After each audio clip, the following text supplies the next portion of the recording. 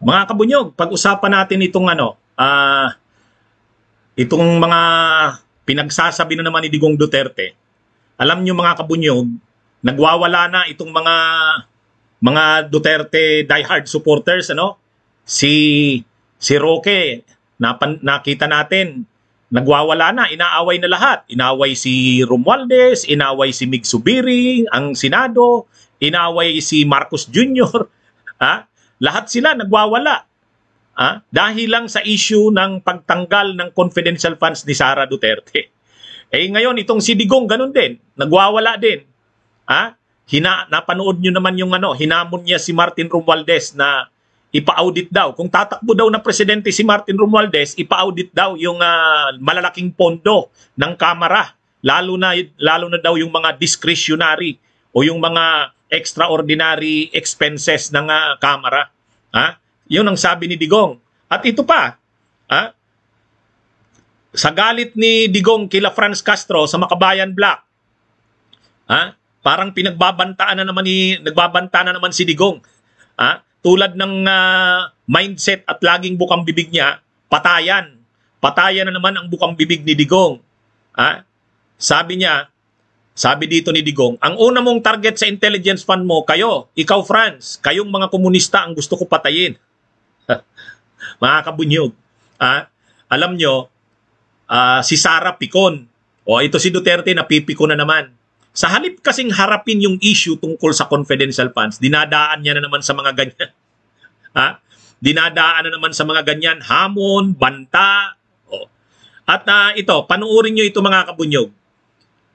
Sa programa ni Kibuloy, sinabi ni Duterte kung saan niya ginamit yung confidential funds nung siya'y mayor ng Davao. Ito mga kabunyog. Ito yung sinabi ni Digong mga kabunyog. Right. Niwaldas ko yung discretionary fund ko, intelligence fund. Ganito kaya, you know the history of Davao. Nandiyan si Pastor. Kayo lahat, you're a living witness. Now maganda ang Davao. How did it came about? How did it flourish? Kinain ko yung intelligence fund. Ang intelligence fund, binili ko, pinapatay ko lahat. Ang yabang na naman ito. Nakita nyo mga kabunyog, ang yabang na naman Yung confidential funds niya daw, nung mayor siya ng Davao, inaakusahan daw siya, kung aakusahan daw siya na winaldas niya. Ang sabi niya, hindi. Ginamit ko para patayin daw ang mga komunista. Yan yung sinasabi niya. Right. Niwaldas ko yung discretionary fund ko, intelligence fund. Ganito kaya, you know the history of Davao. Nandiyan si Pastor. Kayo lahat, you're a living witness. Now maganda ang Davao. How did it came about? How did it flourish? Kinain ko yung intelligence fund. Ang intelligence fund, binili ko, pinapatay ko lahat. Agoy! Yan yung niya. Alam nyo, mayabang na naman si Digong. Mayabang na naman yan. Pero ang totoo, kapag pinapanagot siya sa ICC, okay. Sa ICC, ano bang sinasabi sa kanya? Totoo ba na pinapatay niya yung mga involved sa drug sa Davao? At yung totoo ba na policy niya yung patayin yung mga involved sa drug sa buong bansa, yung kanyang uplantukhang?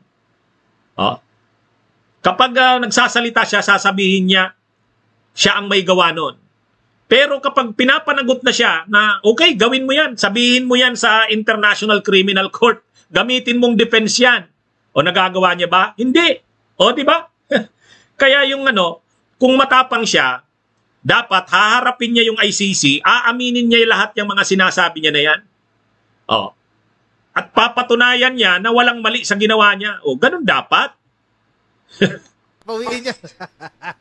Medyo di na kailangan yung... Yung malaman? Medyo ano... Ayan. President. Oh, 'di ba mga kabunyog? Tama ba 'yan? Tama ba na yung mga ginagawa niya na 'yan? Okay, sabihin ang ginawa niya talaga 'yan. Pero kung talagang ginawa niya 'yan, okay, panagutan niya na tama yung ginawa niya. Pero hindi naman nila magawa. Kahit si Bato de la Rosa. O 'di ba? O ngayon, sinasabi sa ICC, anong sinasabi sa ICC? Na nung panahon ni Duterte, talagang policy ng kanyang administrasyon na patayin yung mga involved sa drugs. Sinabi rin doon sa reklamo sa ICC na kahit ang PNP ay may organizational na policy na patayin yung mga involved sa drugs sa ilalim ng organizational policy, yung Oplan Tukhang. Pero nung nireklamo na sila sa ICC, dinideny na nila Duterte yon. Dinideny niya na yon. Wala naman daw ganung policy. Si Bato, ganun din. Wala naman daw ganung policy ang PNP. Kung mayroon man daw nangyaring mga pagpatay, yun daw ay mga collateral damage, mga nanlaban. O kaya yung pinatay daw ng mga riding in tandem, hindi daw yun kagagawa ng pulis o ng gobyerno. Pero kapag nagsasalita siya at nagyayabang, sinasabi niya yan. Pero kapag pinapanagot na siya sa kanyang ginawa, hindi niya naman pinapanagot. Ibig sabihin, takot siyang panagutan. Takot siyang harapin ang kanyang mga ginawa. Kaya ito, dito na naman, tungkol sa issue ng confidential funds. Napakasimple lang naman ang issue ng confidential funds. Kung nirelisan si Sara Duterte ng 125 million noong December 13, saan niya ginamit? Yun lang. Ang kailangan lang naman i-present ni Sara saan niya ginamit. Ipakita niya saan niya ginamit. Ito ang pinagamitan ko. Walang masama sa pinagamitan ko. Ito yun. Bakit ang dami ng mga nila?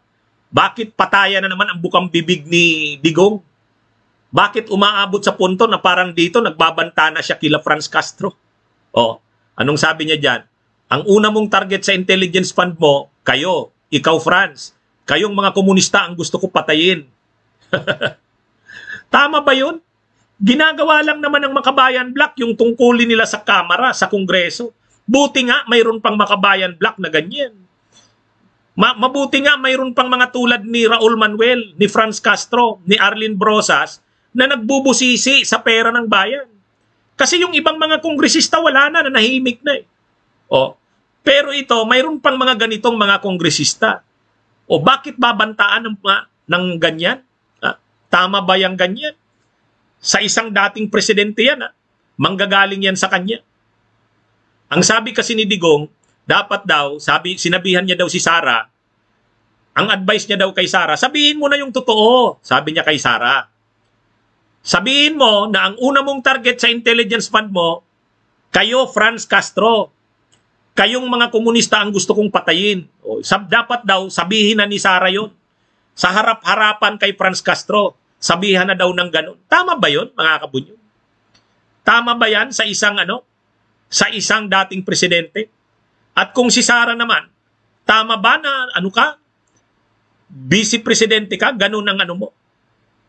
Tinatanong lang kung para saan yung confidential funds. Tinatanong lang kung saan napunta yung confidential funds. Karapatan naman yan kasi hindi naman nila pera yan . Hindi naman yan pera mo, Digong. Hindi nyo pera yan ni Sara. Pera yan ng taong bayan. Kaya ginagawa lamang ng Makabayan Black yung tungkulin nila. Hindi tama na pagbantaan ng ganyan ng patayin. Tama ba yun? Tama ba na ipagmalaki mo na yung confidential funds mo nung nasa Davao ka ay ginamit mo sa mga pagpatay? Tama ba yung ganon? Mga kabunyog, dumaan na tayo sa 6 na taon ni Digong, ni Duterte. Alam natin kung anong nangyari sa bansa natin. Hanggang ngayon, pilit niya pa rin yung bukang bibig niya pa rin yan. At marami pang mga kababayan natin ang napapaniwala sa mga ganyan. Yung mga sinasabi ni Sara na katulad ng kanyang ama, uubusin nila ang mga komunista. Tama ba yung gano'n na gamitin mo ang confidential funds para sa mga pagpatay? Tama ba yung gano'n? Napakasama na ng ating bansa kung ganyan na ang paggagamitan ng confidential funds. Hindi naman para sa ganyan ang gamit ng confidential funds. Kaya nga dapat din rin talagang itigil ang paggamit ng mga confidential funds sa mga ahensya ng gobyernong wala namang tungkulin sa national security. Tulad nun, nagpapalusot si Duterte na sinabi daw sa kanya ni Sara, ang paggagamitan daw kasi talaga ng confidential funds ni Sara ay para daw sa mandatory ROTC. Ano namang paggagamitan ng mandatory ROTC? Hindi pa naman approve yung mandatory ROTC.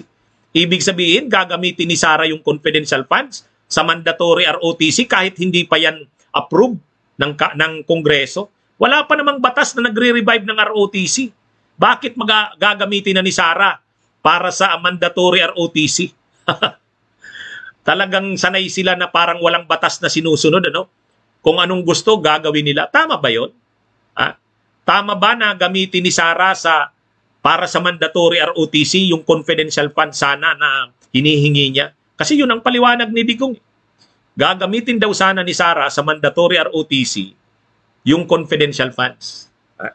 Pero paano naging legal yon? Anong legal basis na gamitin niya yun sa mandatory ROTC? Wala pa namang mandatory ROTC. Linalakad pa lang ni Bato sa Senado na maaprubahan ng Kongreso pero hindi pa yan naisa sa batas. Bakit mauuna na si Sarang maggumamit ng kanyang confidential funds para sa mandatory ROTC kahit wala pa namang batas na naaprubahan na rine-revive na uli ito? Ay mga kabunyog, kung ano-anong palusot, kung ano-anong palusot ang iniimbento ni Digong. Dinadaan sa mga galit, mga brosko, mga banta ng ang problema kasi sa